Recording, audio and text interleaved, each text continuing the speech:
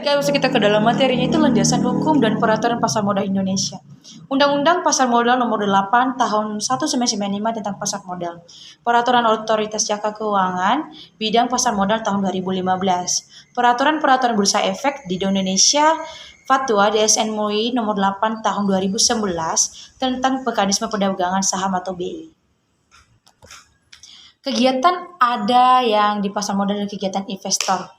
Perlu kita ketahui bahwa untuk mencapai tujuan keuangan dan meningkatkan tingkat pendapatan secara umum, beberapa tujuan keuangan yang ingin dicapai investor adalah mempersiapkan masa pensiun, menambah dana kekayaan, atau membentuk dana pendidikan. Nah, apa itu pasar modal? Nah, pasar modal adalah pasar memperjualbelikan berbagai instrumen keuangan jangka panjang seperti reksadana, saham, obligasi, instrumen derivatif, dan instrumen lainnya. Mempertemukan antara pihak yang memiliki dana dengan pihak yang membutuhkan dana. Apa itu manfaat pasar modal? Nah, manfaat pasar modal itu bagi emiten ada beberapa, salah satunya itu jumlah dana yang dapat dihimpun berjumlah besar. Kedua, dana tersebut dapat diterima sekaligus pada saat pasar perdana selesai. Dan yang ketiga, tidak ada confident atau sehingga manajemen dapat lebih bebas dalam mengelola dana atau perusahaan. Dan yang keempat, solvabilitas atau perusahaan tinggi sehingga memperbaiki citra perusahaan. Dan yang terakhir yaitu ketergantungan emitmen sebagai terhadap bank menjadi lebih kecil. Nah, manfaat pasar modal untuk bagi investor itu ada 3. Salah satunya itu nilai investasi berkembang mengikuti pertumbuhan ekonomi. Peningkatan ekonomi tersebut tercermin pada peningkatnya harga saham yang mencapai capital gain. Dan yang kedua, memperoleh dividen bagi mereka yang memiliki atau memegang saham dan bunganya mengembang bagi pemenang obligasi. Dan yang ketiganya yaitu dapat sekaligus melakukan investasi dalam beberapa instrumen yang mengurangi risiko. Nah, kita lanjut ke fungsi pasar modal. Pasar modal bukan hanya sekedar pasar yang terdapat transaksi jual beli, tapi pasar modal memiliki peran besar bagi perekonomian suatu negara. Karena pasar modal menjalankan 2 fungsi sekaligus, yaitu ada fungsi ekonomi dan fungsi keuangan. Satu, untuk fungsi ekonomi. Pasar modal menyediakan fasilitas atau wahana yang mempertemukan 2 kepentingan, yaitu pihak yang memiliki kelebihan dana atau disebut investor dan pihak yang memerlukan dana atau disebut issuer. Dan untuk fungsi keuangan, itu pasar modal memberikan kemungkinan dan kesempatan memperoleh imbalan atau return bagi pemilik dana sesuai karakteristik investasi yang dipilih. Oke, kemudian kita lanjut ke jenis-jenis pasar modal, yaitu ada pasar perdana dan pasar sekunder.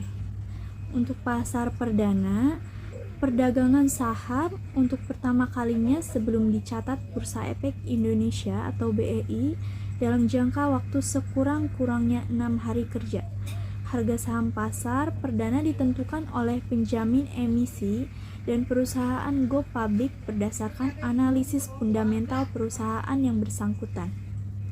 Dan untuk pasar sekunder, di sini perdagangan saham setelah tercatat di Bursa Efek Indonesia, tempat terjadinya transaksi jual antara beli saham investor setelah melewati penawaran saham di pasar perdana dalam waktu selambat-lambatnya 90 hari emisi tersebut setelah diberikan. Nah, itu dia penjelasan dari jenis-jenis pasar modal. Oke, kita lanjut ke ilustrasi skema pasar modal.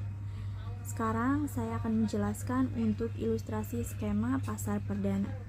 Yang pertama, di sana terdapat ilustrasi investor mengisi formulir pemesanan pembelian saham atau FPPS dan melakukan setor dana ke rekening dana nasabah atau RDN di perusahaan efek, kemudian menyerahkan FPPS bukti store, serta identitas diri.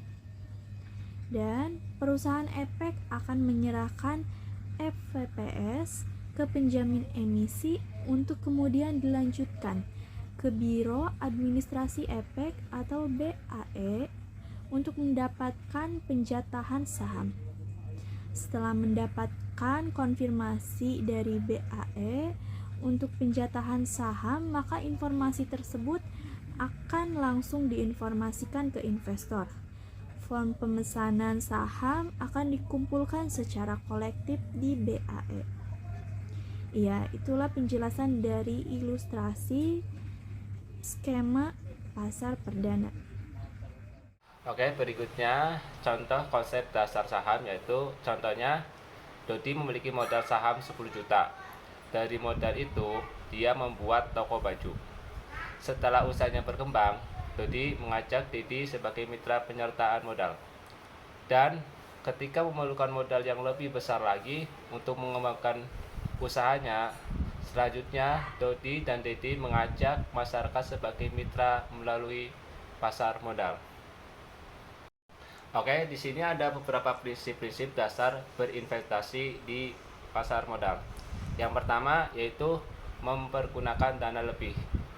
Yang kedua, mendapatkan informasi mengenai produk investasi sebanyak mungkin sebelum mengambil keputusan berinvestasi. Yang ketiga, jangan menempatkan seluruh dana investasi pada suatu jenis instrumen yang sama.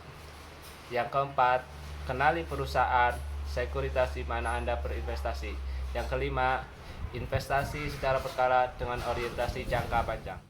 Setelah penjelasan materi selesai, kesimpulannya yaitu keputusan investasi lebih berfokus pada pilihan-pilihan apakah membeli suatu aktiva, melaksanakan suatu proyek, membuat suatu produk, dan lain sebagainya yang lebih mengarah kepada pengadaan infrastruktur untuk menunjang kegiatan operasional.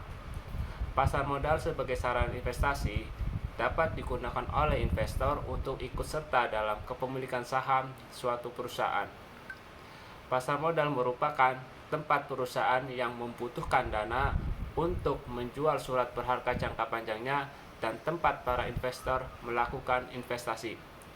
Pasar modal merupakan salah satu tempat bagi investor dan perusahaan untuk transaksi sekaligus melakukan investasi serta memegang peranan penting bagi perkembangan dalam sektor ekonomi, politik, sosial, serta hukum di Indonesia.